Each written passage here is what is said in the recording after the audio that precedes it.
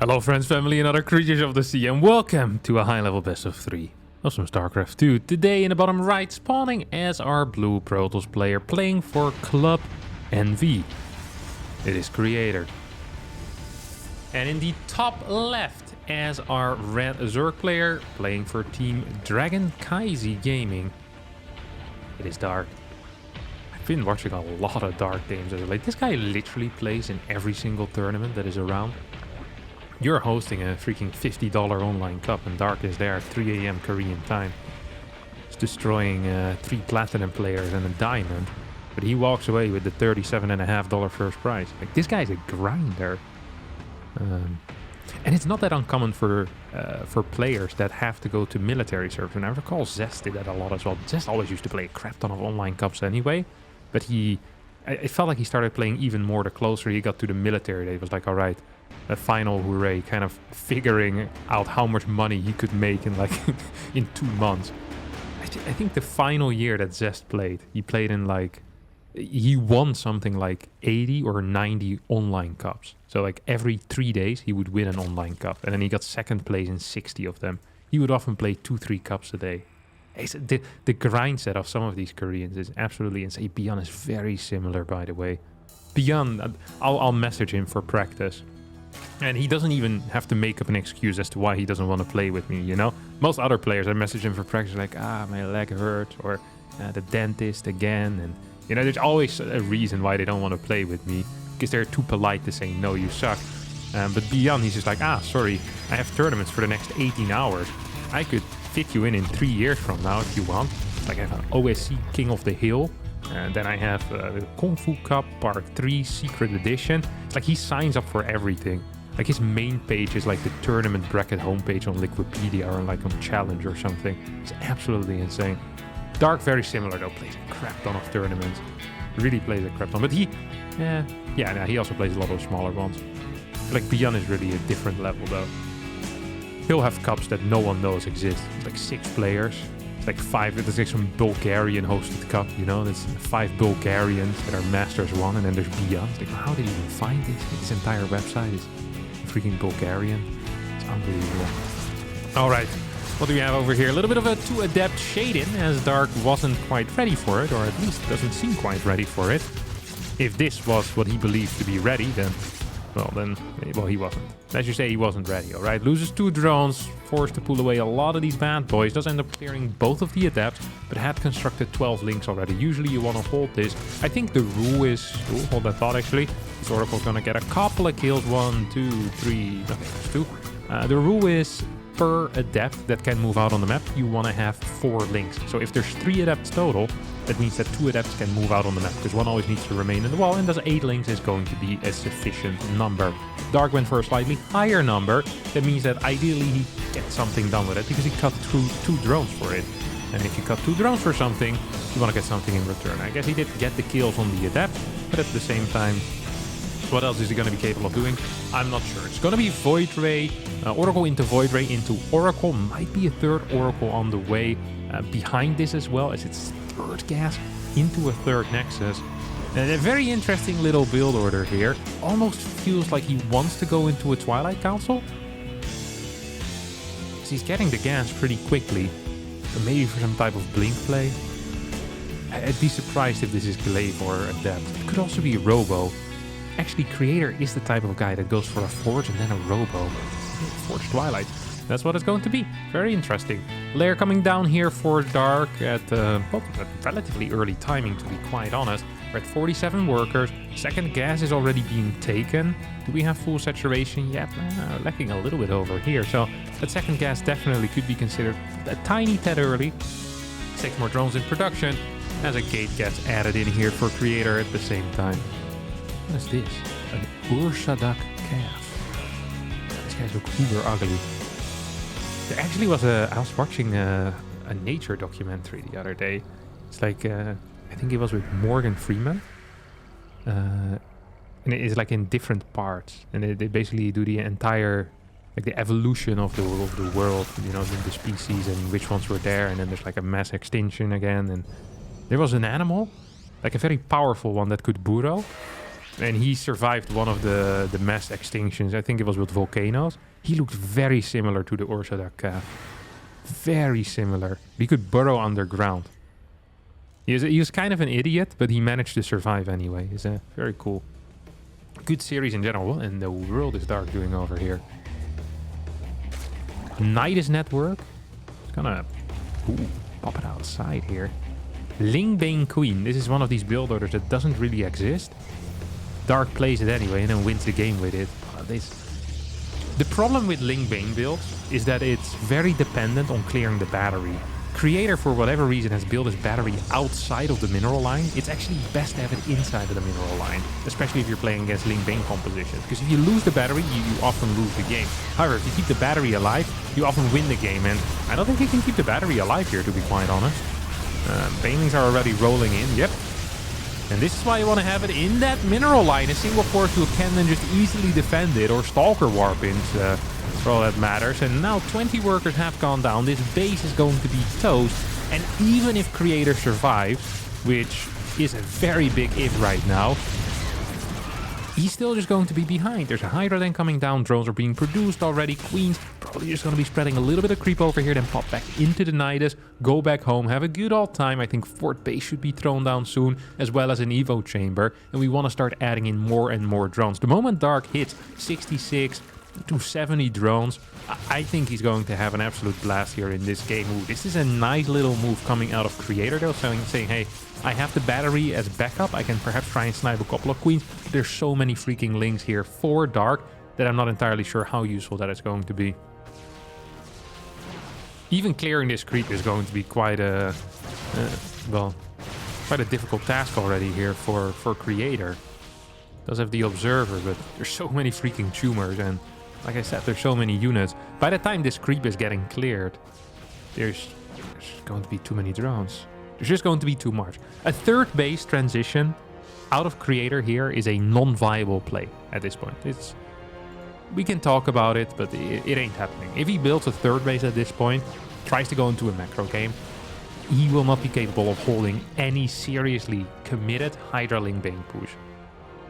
As I say that though, we do have the range upgrade over the melee upgrade coming out of Dark.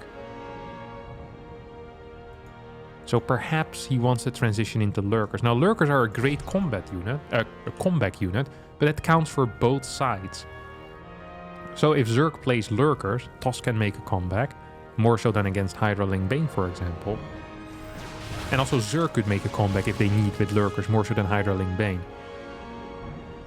I'm curious to see how Dark is going to try and play this out. I mean, let's face it, there's no way in hell that the Creator is going to actually get a third base up. He's going for a very committed attack here. That's a lot of Blink Stalkers. Blinks in forward.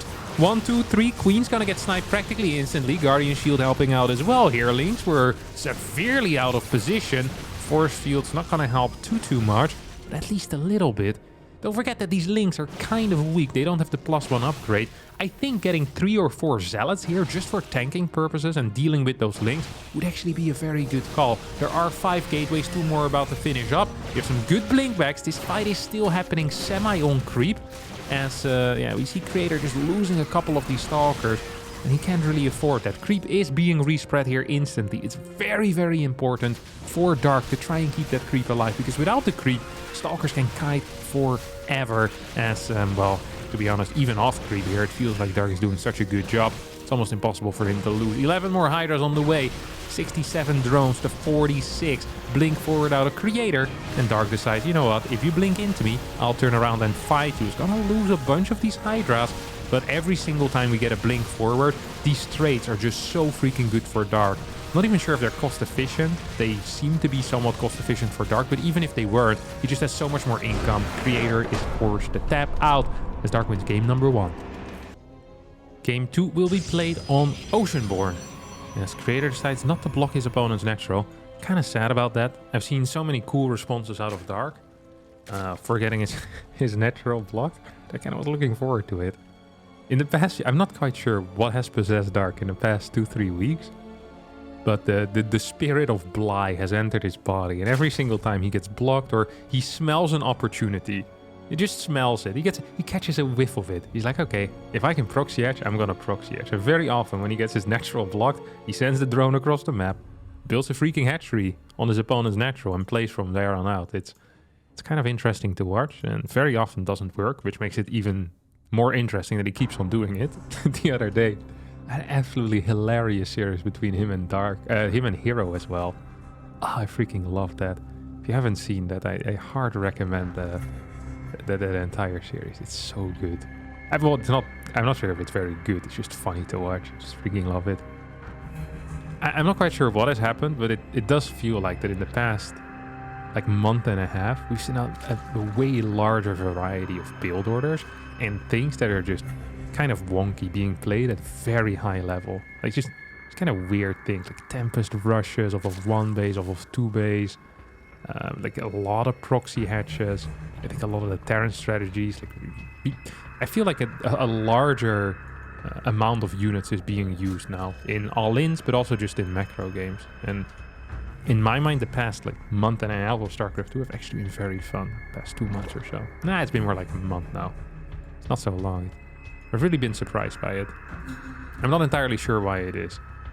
Because a lot of the units haven't really been buffed in the patch. So I feel like maybe it has something to do with the maps as well. There's some really weird maps that allow for some exciting gameplay. That's for sure. Now, of course, Dark has always been a bit of a weirdo when it comes to strategies. So maybe we can just attribute those to him as well.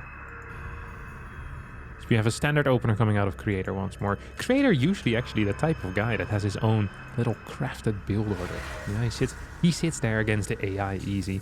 He thinks of stuff that no one else thinks of. It's like, hey, what if I open up with a robotics facility? He's like, well, Creator, no one else does that. Are you sure you want to try that? He's like, yeah, actually, I do want to try that. Plays it twice, goes 0-2. No problem for him. He'll do it again next series. And just keep iterating until he finally wins with it. And then he'll retire it. That's how he is as well. Then he brings it back like 2 years later. That's the thing with Creator and Classic. I'm not quite sure if they just have a really good memory or they just have like a notebook of Protoss garbage that they can throw out there. And whenever they prepare for a series, they just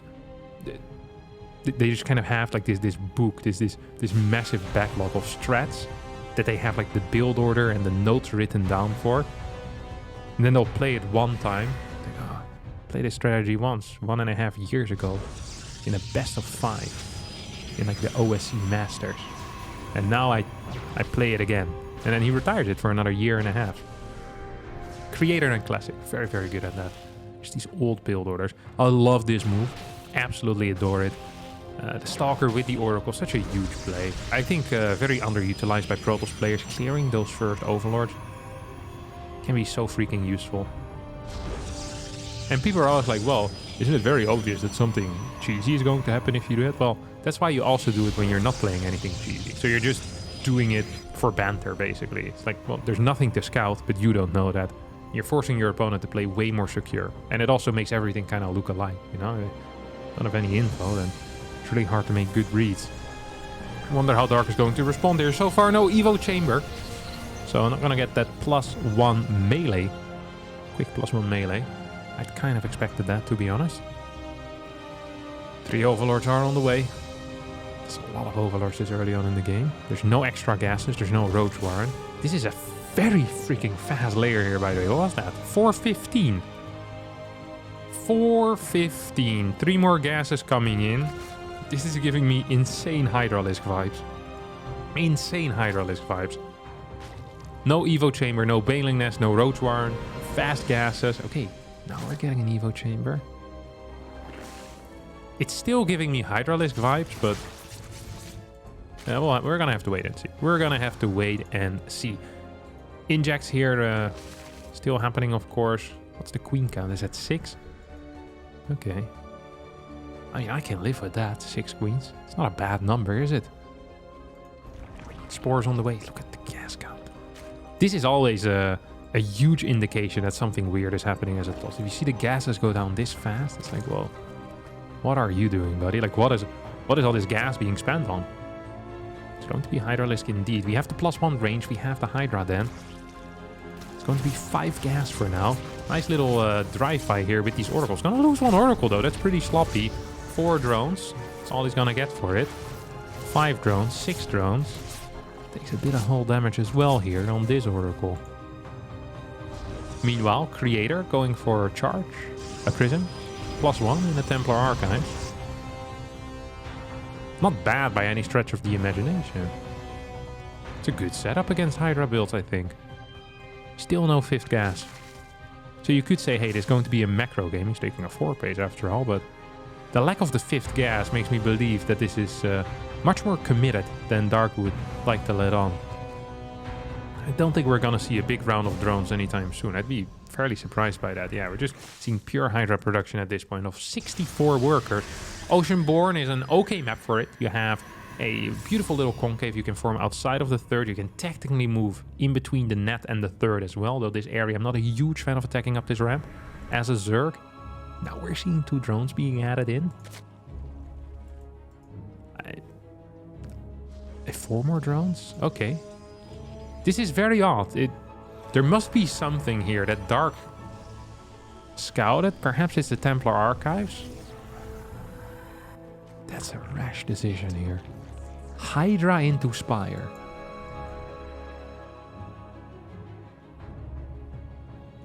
Okay. It's going up to 8 gases. I think they just got scouted here by this Prism as well. Okay, well, at least the 7th gas. I'd love to see a scout on that 8th gas. Oh, this Observer just absolutely spots the Spire here. That's huge. That is massive. It really is. This move, by the way, that Dark is playing here reminds me of the Polish player Nerdshell. Nerdshell was a very intelligent player, and I recall in Wings of Liberty, he'd often build a Hydra den, and then hide a Spire with creep somewhere on the map. And as a Protoss player, you'd scout the Hydra, then they were like, oh, Hydra then? That's so funny. Let me build some Colossus. And you have Colossus, shows up with 20 Mutas. That wasn't quite as funny. And I recall I once played a game against him, where I scouted a Hydra den, and then I built 2 Stargates, and I just started saving up Phoenixes. Because whatever structure he would show would never be the real structure. And it was on Ohana, I recall very well. And then he flew into my main base with 15 Mutas, and I had 8 Phoenixes waiting, and he instantly left and said, wow, aren't you smart? I was like, yeah, I'm very smart. Who's the idiot now? I never did that again, though. It's a stupid play, but it's hilariously stupid. I love that type of stuff. It is the dumb mind games that always get me, you know? It just makes me very happy. It really does make me very happy. As we have Dark kind of moving around. I have a great story about Sase as well from the TESL. I'll tell that if the game slows down a little bit, because now we're actually gonna have some harassment with these Muta lists. 11 Mutas are out, 6 more Mutas on the way. 10 more Mutas on the way, so it's just massing Mutas right now. I mean, this really shouldn't work. There are 5 Phoenixes out already. Do we have +1? No, we don't. But 5 Phoenixes is a significant number here. 17 Mutas is quite big, but I don't actually think that is big enough. Killed an assimilator, and I think it was a pylon over there. The problem is just there's no way to fight here, right? All of these units die against Archons and Storm. Like, all of them. There's no Banelings whatsoever. It is pure Muta. So, really the only thing that Dark can do here is counterattack and base trade. But Creator isn't dumb. So he sees his opponent's army. He's like, wait, you have pure Hydra Ling? What happens if I just sit back and do nothing? And Dark's like, oh, that's not really fair. Because if that happens, it's just over. Like, there's absolutely nothing here that Dark can do. Like, Dark is just adding more and more Mutas, but in a way that makes his position worse, not better. Should get an infestation bid here. He's going for a lurker, and that I do like, because that perhaps gives him an ability to transition into a unit that can deal with a ground army. Here come the Mutas. If he can snipe, okay, the Templars are gonna get taken out. That is big. I think the focus here really should be on taking out some of these Immortals, because then the lurkers might be way more useful. If you can clear those Robos and take out Immortals, that is huge. Doesn't seem to be Dark's focus here, though. Now we're gonna have a quick turnaround out of these Hydras, trying to take out some of these freaking Phoenixes. Anti-Impulse Crystals is about to finish up. There's 10 Phoenixes out on the map currently. 10 Phoenixes out on the map. They have those anti-impulse crystals. Oh, they're going very deep in over there. That was surprising. The storm for a couple of zoning storms here do go down. Anti-impulse crystals helping out. There's no +1 on these phoenixes. Would have been great to have, obviously. Creator decides to commit to this push. I think he can. I definitely do believe he can. There are no lurkers out on the map. And there's nothing that can deal with storm. That's just the reality of things here. It's going to be about 2 storm-ish. Almost 2 storms per Templar. So we're going to have probably 3-4 storms in this entire fight. Prism is going to get sniped. That is a big deal. No Zealot reinforcement straight into the battle. But at the same time, there's also really not that much left for Dark. He's going to get a couple of these Hydras out. Tries to fight the Immortals. There's 2 more storms available. Could throw them down here. There we go. Number 1 hits in a pretty big way. Phoenix is still around as well. And 14 Hydras, 8 Phoenixes in the air, 5 Immortals on the ground. Do we still have a storm? Yes, we do. It's got to be used. Yeah, kind of. Hits a couple of Hydras, half a drone as well. But this game is going to end in favor of our Protoss player here on Oceanborn. As more Hydras are streaming in. It's 52 drones, so to 77 probes. And even if this does get pushed back, eventually, once a new Prism arrives, this is going to be the end, right? Like, there's no way. There's a lot of gas for Dark. I'll give him that, but just with a lot of gas, you're not going to achieve all that much. He's mining 12 gas at the same time. Could morph like freaking 10 lurkers, but doesn't even have seismic spine yet. Still on a lair tech as well, so lurkers actually suck massively without the +2 range upgrade. And they suck massively without the adaptive talents, and they're usually much better if you have a little bit of map control, a little bit of creep spread, maybe a Viper as well. Could be useful. More of these drones are going to get taken out. GG gets called here by Dark as Creator ties up the series. Alright, game 3. It's time for my... Oh, never mind. We're 12 pooling. Okay. I hope there's going to be a slow moment in this game, because it's a great story that I wouldn't want to withhold from you guys. Yes, we have a 12 pool coming out. I think... Okay. Oh, he's faking it. I was like, man, what is this drone doing? I think he's gonna fake it and then move across the map. That's what he did previously. What? Where in the world is he going? Okay, yeah, he's gonna run around. This should be a free win for Dark, by the way. So it's a no scout versus a 12 pool. There's not a bigger build order win that I'm aware of in StarCraft 2. Like, this is 100% a BO win. From what I'm familiar with, at least. BO being build order, not body odor. But it's important as well. Like a body odor win, does Dark smell that bad? I know. Actually, Dark smells really good. I walked past him many times before. It's a solid smell. Nothing wrong with it. I almost feel like pulling the drones might be worth it. It's like just to go for a straight up kill. The play here is to focus down the pylon. And the moment you do that, Creator's freaking dead. He needs to pull workers. And then you can fight with 8 links against whatever number of workers he has. And you straight up win the game. So here we're going to go basically a full worker pool. He cancelled 1 probe to... So he can start the Zealot, but it's completely useless. And this game is now technically over. Like, there's absolutely nothing that... there's just nothing that Creator can do about this. At least not that I'm familiar with. I don't think there's anything you can do now. Oi, oi, oi, oi, oi, oi. He's gonna have a really late cybernetic score, and... Actually, the Dark is still building links, which in a way is the only way he could kind of lose, but it's also impossible for him to lose. I mean, it's 12 workers to 13. And there's no, there's just no cybercore right now. Like, this guy, if you lose 1-2 more workers here, like, life just freaking sucks. You're not mining half the time. There's no second Zealot coming out. This is just a terrible situation. Terrible, terrible situation. Yeah, this game is practically over. I think Creator's gonna stay in for a little bit longer at least. I can tell you my Sase story now. So, in 2014 or so, I went to the TESL in Taiwan, which is the Taiwan Esports League. And there was the Taiwan Esports League tournament, and every week you had to play 1 or 2 matches, I think it was. And Sase was playing against this guy called Vanilla. I think it was, the map was Frost.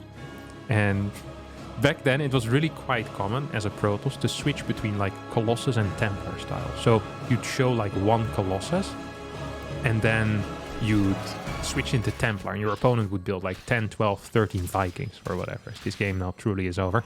And back then, I recall Sasse went for I think initially a Templar style, then switched into Colossus, but it was just the Force-out Vikings. He built like 6 Colossus, and then he wanted his opponent to start building Vikings. And I think at some point Vanilla scouted 4 or 5 Colossus, but didn't realize that he scouted it. And right at that moment, after Sasse got scouted, he started killing his own Colossus. So he killed like 6 Colossus, so that his opponent would overbuild Vikings. But because Vanilla didn't actually properly see it, Vanilla actually never started building Vikings. So Sasse built 6 Colossus, then killed them himself without any purpose whatsoever. Vanilla still had just a proper ghost bio army. And despite all of that, Sasse still ended up winning that game. I think it was on Frost. You can probably watch that game back. I think it was 3 to 6 Colossus. It was like an insane amount. He just killed them without any Vikings being built. It was a hilarious game. Yeah, unlike this one, which was an absolutely garbage game. Holy crap. Dark's gonna take the win, though. 2-1. Yeah, this was an absolute build order win. There's nothing you can do about this if you're a creator. Like, you're just dead. And I respect him for staying in, but he had absolutely lost the game. That's going to be it for me today. Thanks all so much for watching. I hope you did enjoy this. If you did, don't forget to hit the like button, subscribe to the channel, and I'll see all of you next time for a new video. Bye-bye.